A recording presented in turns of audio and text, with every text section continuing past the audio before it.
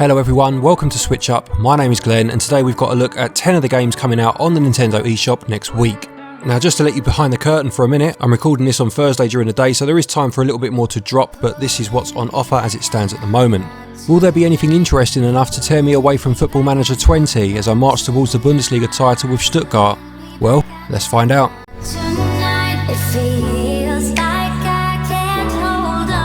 First up then, coming out on the 3rd of April, we have the remaster of the Tasmanian Tiger, which is a game that came out on the PlayStation 2, the GameCube, and I think the original Xbox back in 2002, dear me. This is an old school classic 3D platformer, which has you exploring the Australian outback over the course of 17 levels. This new remaster has improved the graphics in terms of updating the shadows and reflections, of course is now in high definition and runs at 60 frames per second. They've added a new hard mode and an audio director's cut. This actually came out last week in the US, so it's the other regions that will be receiving this soon, and as far as I know at the minute there's no word on a physical release. We've seen other 3D platformers of old receive physical editions on the Switch, such as Legend of Kay and Sphinx and the Cursed Mummy, so hopefully this one will follow suit, but I believe it's digital only for now.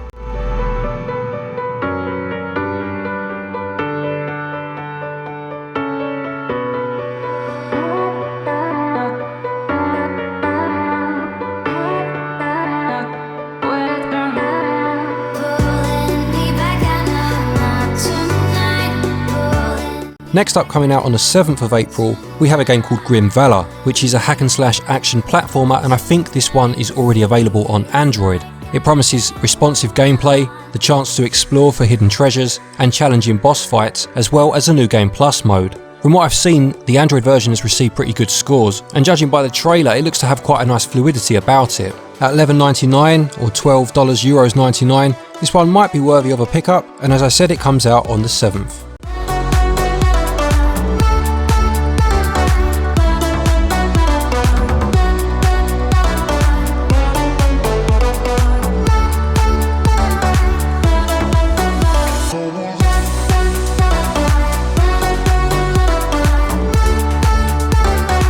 Also on the 7th then we have Disaster Report 4 Summer Memories, which is published by NIS America. This has been out on the PlayStation 4 for a couple of years and was actually slated to be a PlayStation 3 game back in I think it was 2011, but was cancelled due to an earthquake taking place in Japan at that time. This game sees you trying to survive an earthquake and plotting your path through the disaster in terms of the decisions you make and the way you interact with fellow survivors. Now I do have a copy of this for review. I haven't played enough of it yet to give you anything definitive, but what I will say from early impressions is that it's certainly an interesting concept with gameplay that on a technical level lets it down slightly, and it is incredibly expensive. I will hope to have that review out for you in the next few days though, so I can give you my full opinion.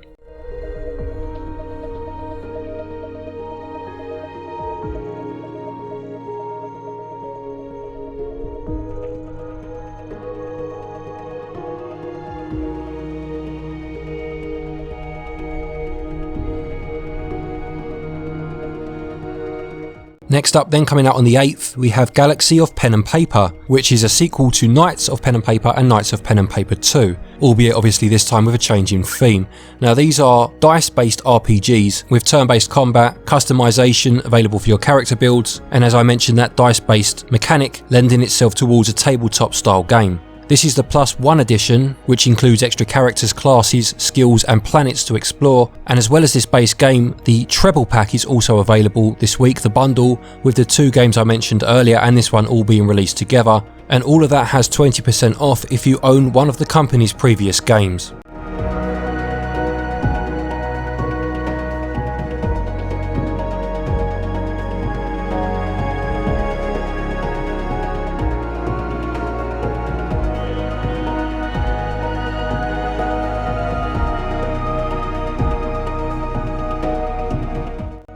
Next up then is a game called Tower Tale, which I think has been out on Steam previously. This goes for quite a cheap price of £7.99 or €9.99 and has 15% off if you pre-order. Now this describes itself as a story-driven action game with a heavy focus on boss battles, which is interesting because I thought from the screenshots it was going to be a standard beat 'em up. It seems to merge the graphical style of something like Scribblenauts with the multiplayer action of a Castle Crashers, say, and the boss rush mode of something like Cuphead. For that cheap price, it actually could be a decent time with a few people round. The only thing I would say though is it needs to make sure that you can't just power your way through bosses by having 4 people gang up on them. There needs to be more strategy involved in that, and if so, this could be a decent game.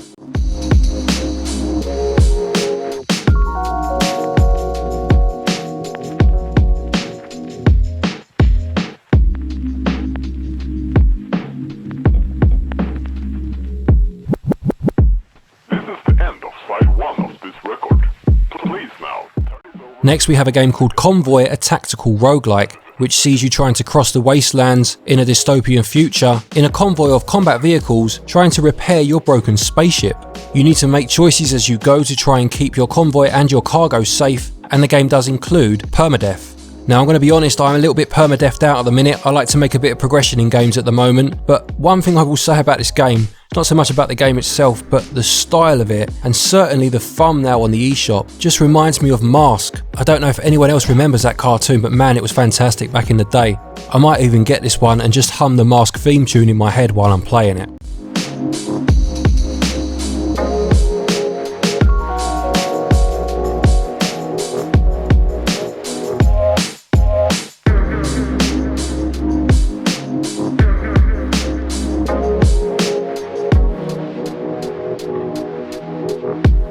Next is a game called Gunbrick, which again I think has been out on Android possibly before, and this is a reloaded version available now for the Switch. It's a puzzle platformer which comes in at £11.99 or $14.99, and it actually has 20% off that price in the US only until the 9th.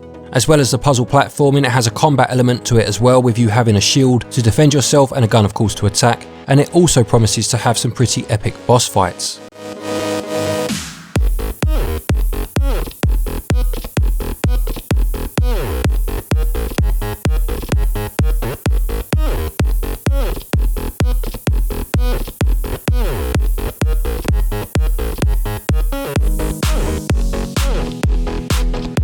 Then we have Fight of Animals, which comes out on the 9th as well, and this one will cost you £8.09 or €9.99.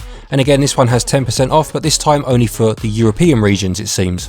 This is a fighting game with animals, describing itself as the most adorable fighting game ever. So it's basically Fight Club, but instead of Edward Norton and Brad Pitt, you have Roland the Rat and Larry the Loafer. This came out on Steam in December, I believe, so a few months ago now, and if you like your fighters with a bit more fur, this might well be for you.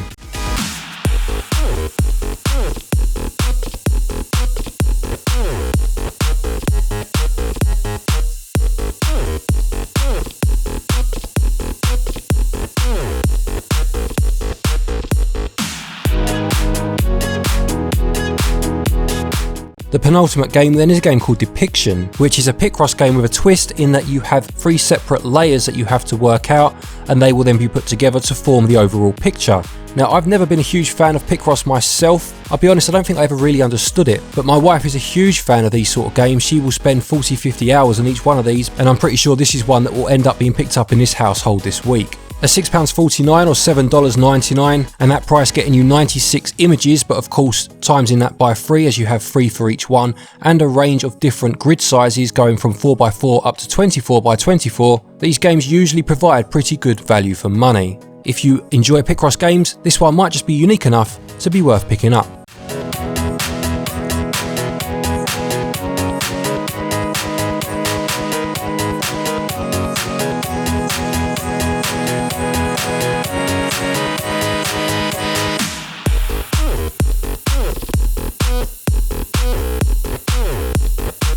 And the final game for the week then, this is RMX Real Motocross, which again is another game that's available on Android. This is published by Ultimate Games, the company responsible for eShop gems such as Pooplers, Redneck Skeet Shooting and Go Fishing 3D. Take from that what you will. It costs £6.29 or €6.99, so it's cheap and cheerful I suppose, and with the added convenience of real controls versus the mobile edition, I'm sure some people will find enjoyment in it.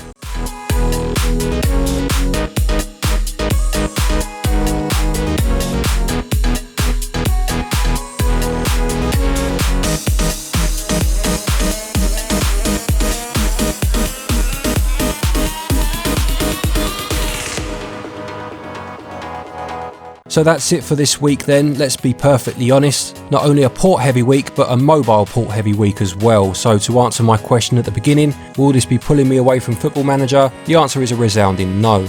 Still, do please let me know if there's anything in here that you'll be picking up, or highlight anything that's been added to the eShop since I made this video, please do. A quick thank you to our patrons then for your continued support, and to each and every one of you for watching our videos. Take care, stay safe, and as always, happy gaming.